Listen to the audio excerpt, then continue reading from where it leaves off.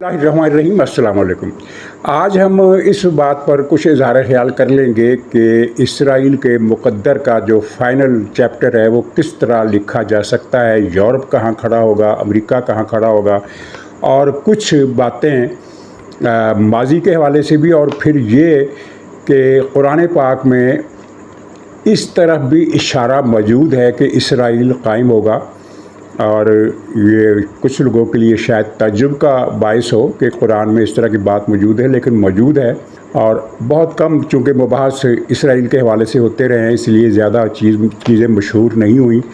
तो पहले मैं ये अर्ज़ कर दूँ कि कल के प्रोग्राम में जो मैंने ये कहा था कि इसराइल की एंटिटी क़यामत तक कायम रहेगी, तो आयत का हवाला मैंने नहीं दिया था, और उसकी वजह ये थी कि देखें, कुछ चीज़ें बहुत ज़्यादा मशहूर हो जाती है, उनका हवाला कोई नहीं पूछता। मसलन अगर कोई ये कहे हज़रत ईसा अलैहिस्सलाम को फांसी नहीं दी गई थी, यहूदियों ने किसी और को हज़रत ईसा समझकर फांसी दे दी, उन्हें धोखा हो गया, तो कोई भी उस शख्स से ये नहीं पूछेगा कि हवाला दो, कुरान की किस आयत में ये लिखा है, ये कहाँ बात तुमने पढ़ी है।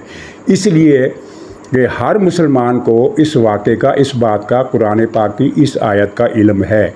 उसे ये याद नहीं है कि आयत का नंबर कौन सा है, सूरत का नंबर कौन सा है, लेकिन ये पता है कि ये बात कुरान में मौजूद है।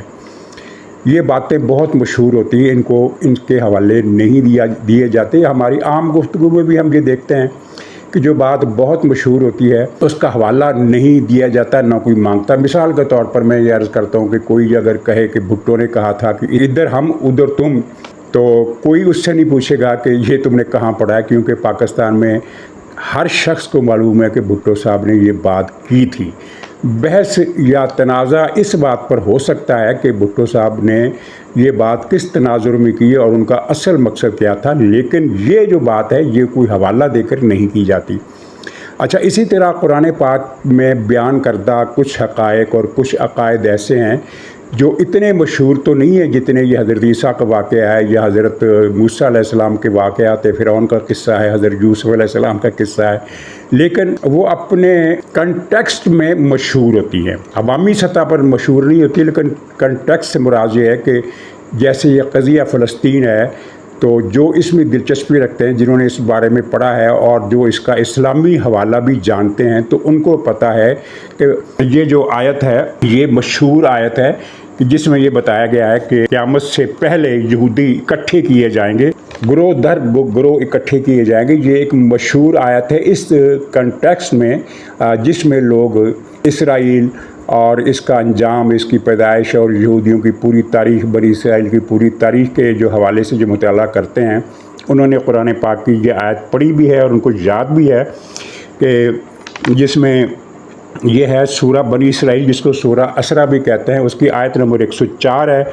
इसके अल्फाज हैं कि फ़ाइज़ा जा वादुल आखिरा जिना बिकुम लफ़ीफ़ा, यानी जब आखिरी वादा यानी कि क़यामत का कुर्ब का ज़माना आ जाएगा, तो फिर हम तुम्हें ग्रोह दर ग्रोह इकट्ठा कर लाएंगे, यानी इसी अर्ज़ फ़लस्तीन पर। और यहाँ कुछ लोगों के एतराज़ात भी मैंने पढ़े बाज़ मज़ामीन में, उनमें ये कहा गया है कि सारे यहूदी तो नहीं आए हैं इसराइल में, फ़लस्तीन में मिलियंस के हिसाब से तो अमेरिका में मौजूद हैं और यूरोप में भी हैं।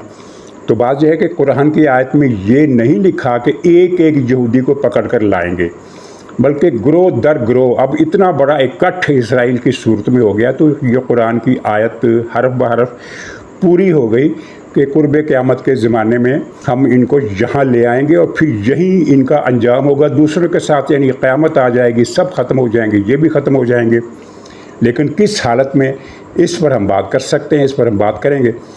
और इसका मतलब फिर ये भी निकला कि ये एंटिटी जो इज़राइल के नाम से कायम है, ये इस नाम से या इस नाम के बग़ैर अब यहीं मौजूद रहेगी।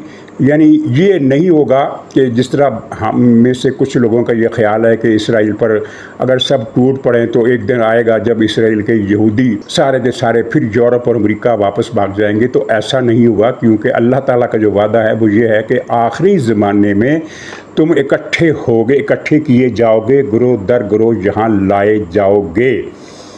اور پھر یہیں سے انجام اس کا ختم ہوگا۔ اچھا، دوسری بات میں یہ عرض کروں کہ قرآن پاک میں جو دو باتیں اسرائیل کے بارے میں ایسی ہیں جو حرف بحرف پوری ہوئی ہیں۔ مثلا ایک بات تو یہ ہے کہ یہ قرآن کی ایک اور آیت ہے سورہ اعراف میں، وَإِسْتَأْذَنَ رَبُّكَ لِيَبْعَثَنَّ عَلَيْهِمْ إِلَى يَوْمِ الْقِيَامَةِ مَنْ يَسُومُهُمْ سُوءَ الْعَذَابِ، یعنی تیرے رب کا یہ فیصلہ ہے کہ اس گروہ پر جس کا ہم ذکر کر رہے ہیں، اچھا ہم اس گروہ کا اگر بار بار ذکر کریں گے تو یہ جو یوٹیوب والے ہیں اعتراض کرتے ہیں اور یہ وہ کہتے ہیں کہ اس سے ان کے خلاف جذبات بھڑکتے ہیں۔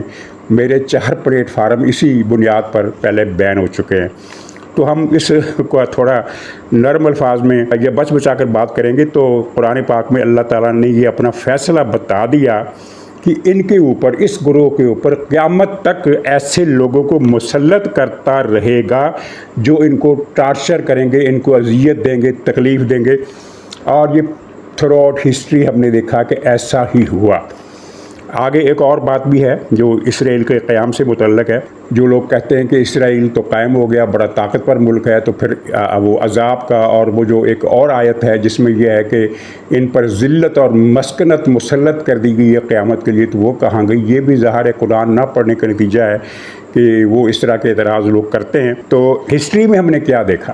ایک تو ہسٹری وہ ہے نا جو حضور صلی اللہ علیہ وسلم یعنی اسلام سے پہلے کی ہے، جس میں رومن کبھی ان کو مارتے تھے، کبھی بابل والے مارتے تھے، کبھی فلسطی مارتے تھے۔ فلسطی جو آج کل جن کو ہم فلسطینی کہتے ہیں، یہ مسلمان ہیں، وہ اس وقت یہ کچھ غیر مسلم قوم تھی اور وہ ان کو مارتی تھی۔ بخت نصر نے ان کو مارا، جس کو بنو قد نظر بھی کہا جاتا ہے۔ ہر دور میں ان پر ابتلا آئی، ہر دور میں ان کو مارا گیا، کیونکہ انہوں نے سرکشی کی اور سود کو پھیلایا، جس کو اللہ تعالیٰ نے بہت ہی سختی سے منع کیا ہے۔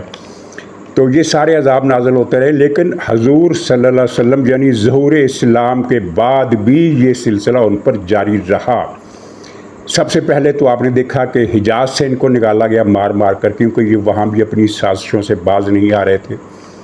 اس کے بعد یہ یورپ گئے، وہاں ان کو اٹالی والوں نے کیسے مارا، اسپین والوں نے کیسے مارا، فرانس والوں نے کیسے مارا، مشرقی یورپ والوں نے کیسے مارا، ہر جگہ ان کے ساتھ وہ ہوا جو یعنی ذلت اور مسکنت اور ٹارچر کے ضمن میں آتا ہے۔ یہاں تک کہ انگلینڈ جو ان کا خالق ہے، ان کا کریٹر ہے اسرائیل کا، وہاں کیا ہوتا رہا؟ وہاں بھی ان سے وہ سلوک کیا جاتا رہا جو جس کا اندازہ نہیں کر سکتے۔ اب ٹرمپ صاحب جو اتنے زیادہ ان کے مامے چاچے بنے ہوئے ہیں ان کے، تو ان کو چاہیے کہ وہ انگلینڈ کے ادب سے بلکہ پوری دنیا کے ادب سے شیکسپیئر کے اس ڈرامے کو بین کروا دیں جس کا نام ہے مرچنٹ آف وینس۔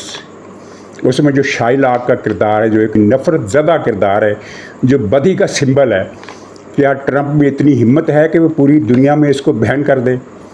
اور یہ تو ایک ڈرامہ ہے، اس سے زیادہ پاپولر ناول ہے، وہ ہے چارلس ڈکنس کا آلیور ٹویسٹ۔ آپ نے پڑھا ہوگا، آپ نے اس پر فلمیں بھی دیکھی ہوں گی۔ یہ انگریزی کے مقبول ترین ناولوں میں سے ایک ہے، اور اس میں ایک انڈر ورلڈ مافیا کا ڈان ہے فاگل، جو نہایت منفی کردار ہے۔ تو وہ کون ہے؟ وہ ظاہر ہے ٹرمپ کا ماما چاچا ہی تھا۔ تو اس ڈکنس کے ناول کو آپ کیسے بیان کریں گے جو اتنا زیادہ مقبول ہے؟ اس پر پتہ نہیں کتنی فلمیں بن چکی ہیں۔ یہ اتنا مقبول ناول تھا کہ اس پر کتنی ہی فلمیں بنی، ہر 10 سال کے بعد ایک فلم بنتی رہی، اور ہر فلم ماسٹر پیس، آرٹ کا، پرفارمنس کا، ڈائریکشن کا، پروڈکشن ویلیو کا، وہ جو ویژول سینری ہوتی ہے، لوکیشنز کی، سیٹ کی، سب اس زمانے کا کلچر، ہر حوالے سے وہ ماسٹر پیس فلمیں ہیں جن کو ایک مرتبہ نہیں بار بار دیکھا جانا چاہیے۔ 5 فلمیں تو میں نے دیکھی ہیں، ان میں سے 1910 کی دیکھی ہے، 14 کی دیکھی ہے، 24 کی دیکھی ہے، 34 کی دیکھی ہے۔ یہ سب فلموں میں فاگن کا جو کردار ہے وہ ایک نہایت قابل نفرت کردار ہے۔ ہاں یہ ہے کہ وہ فلم اس میں شامل نہیں جو بہت مقبول بھی ہوئی تھی، اور وہ 1968 میں بنی تھی، جس میں مارک لیسٹر نام کا ایک بچہ ہیرو آیا تھا۔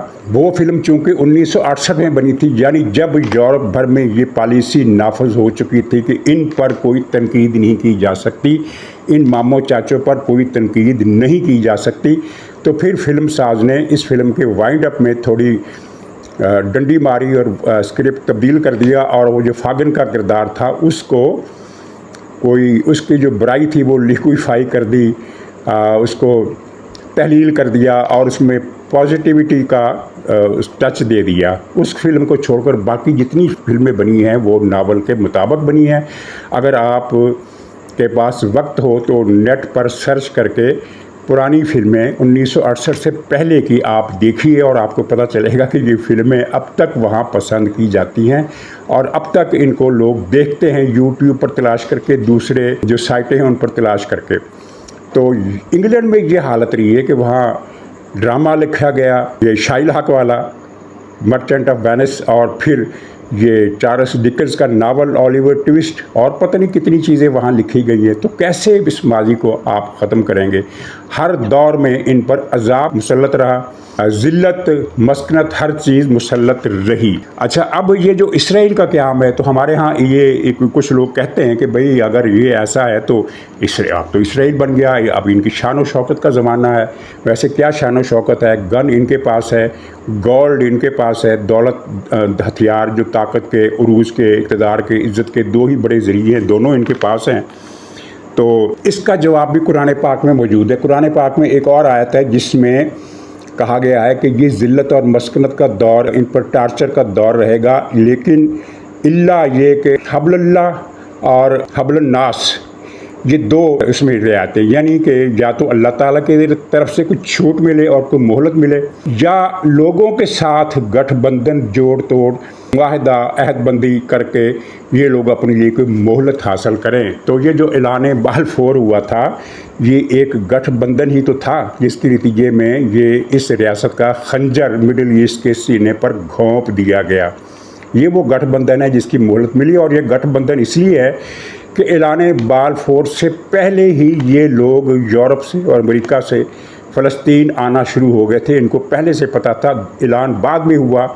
اس وقت مسلمانوں میں سے یا باقی دنیا میں سے کسی کو پتہ ہی نہیں تھا کہ یہ اعلان ہونے والا ہے, لیکن ان کو پتہ تھا, اور یہ جوک در جوک, گروہ در گروہ اس فلسطین میں آنے لگے اور وہاں زمینوں پر قبضے کرنے لگے. تو یہ مہلت بھی اللہ تعالیٰ کی طرف سے دی گئی ہے یا انہوں نے گٹھ جوڑ کر کے حاصل کی ہے, جس کا ذکر قرآن پاک میں ہے. اور اس طرح کی مہلتیں ماضی میں بھی ملتی رہی ہیں. یعنی یورپ میں ان پر جو ظلم ہوا, سب سے زیادہ جو زیادتی ان پر ہوئی وہ جرمنی میں ہوئی. وہ سارے اس چیز کی گواہی دیتی ہیں کہ قرآن پاک میں جو آج سے 14 سال پہلے کہا گیا تھا کہ ان کو ٹارچر کرنے والے آتے رہیں گے, ہر جگہ ہر دور میں ان پر وہ لوگ مسلط رہیں گے جو انہیں قتل کریں گے, ٹارچر کریں گے, ذلت کا نشان بنائیں گے. اور آج بھی آپ دیکھیے کہ اسرائیل ایک بہت پاورفل اسٹیٹ ہے, لیکن دنیا بھر میں جلوس جو نکلتے ہیں ان میں اسرائیل کے بارے میں کیا کہا جاتا ہے. اور اسرائیل کے اندر یہ کوئی امن سکون کا مزہ اس طرح سے تو نہیں لے رہے جس طرح دوسرے ممالک کے لوگ لے رہے ہیں. آپ دیکھیے کہ ایک تو ان کو ہر وقت یہ لاشعوری احساس رہتا ہے کہ ہم چاروں طرف سے ایسے ملکوں میں گھرے ہوئے ہیں جو ہم سے اتنی زیادہ نفرت کرتے ہیں. اور حالت یہ ہے کہ ایران نے جب ان پر میزائل چلائے جو بہت ناقص قسم کے میزائل تھے, 1.5 درجن سے زیادہ افراد اس میں ہلاک نہیں ہوئے, اسرائیل کو کوئی قابل ذکر نقصان بھی نہیں ہوا. لیکن جب وہ 3-4 دن یا جو جنگ کا عرصہ تھا, آپ کو یاد ہوگا کہ یہ سائرن بجتا تھا اور پوری کی پوری قوم جو تھی وہ بنکروں میں چھپ جاتی تھی. دنیا میں اور کسی ملک کی مثال آپ کو ملتی ہے؟ اور اب جو ہو رہا ہے آسٹریلیا سے لے کر اسپین تک اور کینیڈا سے لے کر برازیل اور میکسیکو تک ہر جگہ ان کے خلاف لاکھوں کے جلوس نکلے ہیں, ہزاروں کے نہیں, لاکھوں کے جلوس نکلے ہیں. اور اب جو نقشہ بن رہا ہے وہ یہ ہے کہ یورپ اسرائیل سے لا تعلق ہوتا جا رہا ہے. خود نیتن یاہو نے آج سے 4 دن پہلے کی بات ہے, ایک انٹرویو میں یہ کہا کہ ہمیں یورپ کے حوالے سے پریشانی ہے, وہاں کا خاص طور پر جو لیفٹ ہے وہ ہمارے بہت خلاف ہے. اس سے پہلے اسرائیل کو یہ کہنے کی ضرورت نہیں تھی کہ یورپ ہمارے خلاف ہو گیا. تو اب اگر اگلے مرحلے پر اسرائیل کے خلاف فرض کیجیے کوئی ملک کارروائی کرتا ہے کسی بھی حوالے سے, یا جنگ چھڑتی ہے, اسرائیل پہل کرتا ہے یا کوئی دوسرا ملک جو بھی ہو, یورپ اس طرح سے آگے نہیں آئے گا جس طرح اب تک وہ آتا رہا ہے.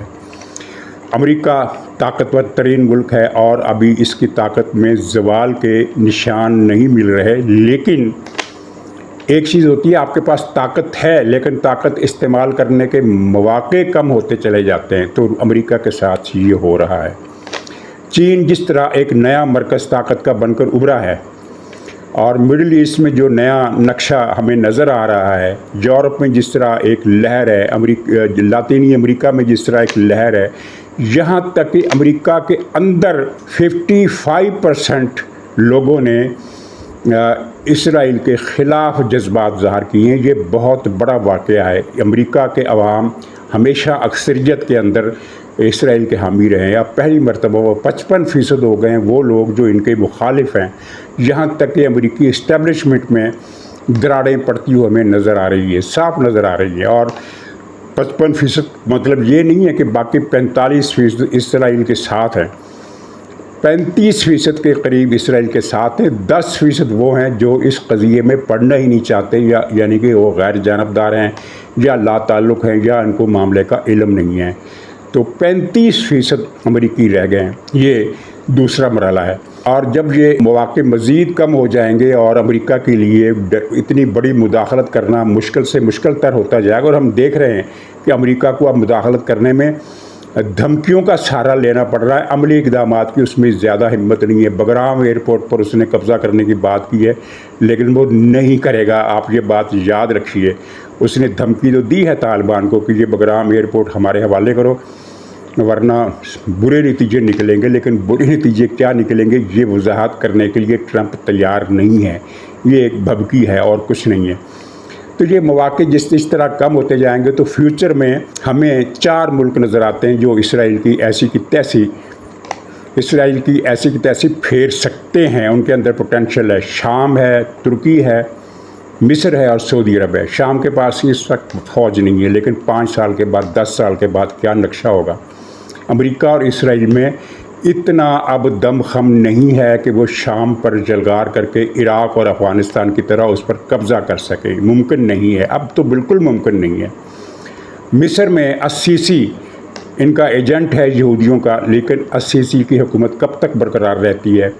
مصر کے اندر ہلچل تو ہے، ترکی میں بھی معاملات کچھ آگے بڑھ سکتے ہیں، اور سعودی عرب کو روایتی طور پر ہم بہت ہلکا لیتے ہیں کہ یہ تو صرف ناچ گانا جانتے ہیں، کھانا پینا جانتے ہیں، بڑے بڑے محلات بنانا اور ہوائی جہازوں پر اڑنا جانتے ہیں، جنگ نہیں لڑ سکتے۔ لیکن کسی بھی قوم کا ماضی کبھی بھی اس کے فیوچر سے جدا نہیں ہوتا، پوٹینشل رہتا ہے۔ یہ سعودی عرب کی وہی قوم ہے جس نے حضرت عمر رضی اللہ تعالیٰ عنہ کے زمانے میں فارس کی پوری سلطنت کا خاتمہ کر دیا تھا۔ ایک ضمنی طور پر آپ کو مزے کی بات بتاؤں، شاید آپ نے پڑھی ہو یا نہ پڑھی ہو، کہ فارس پر یعنی اس وقت جو پرشین امپائر تھی، حضرت عمر رضی اللہ تعالیٰ عنہ نے جب جنگ کی، اور جنگ کے لیے ایران نے ہی مجبور کیا تھا، اس وقت ایران نام نہیں تھا، فارس تھا اس کا نام، تو فارس نے ہی مجبور کیا تھا۔ تو حضرت عمر نے تو جوابی دفاعی جنگ لڑی تھی، اور اس جنگ میں پنجاب کی جو جٹ برادری ہے اس کے لوگ بھی شریک تھے۔ یہ بہت سارے لوگوں کو معلوم ہے، اور لیکن بہت سارے لوگوں کو شاید معلوم نہیں ہے کہ جٹ برادری اب بھی عراق میں آباد ہے، تھوڑی سی تعداد میں۔